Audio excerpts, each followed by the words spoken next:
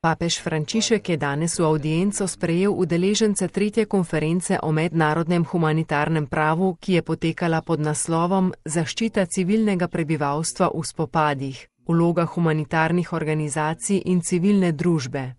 Kot je sveti oče poudaril na začetku nagovora, je ta tema še posebej pomenljiva ob 40-letnici uveljavitve 2 dopolnilnih protokolov k ženevskim konvencijam o zaščiti žrtev v oboroženih spopadih.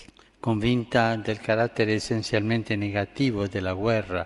V prepričanju, da je vojna v svojem bistvu negativna, ter da je težnja, ki je vrednejša človeka, njena odprava, je sveti sedež ratificiral ta 2 sporazuma z namenom, da bi spodbudili humanizacijo posledic oboroženih spopadov.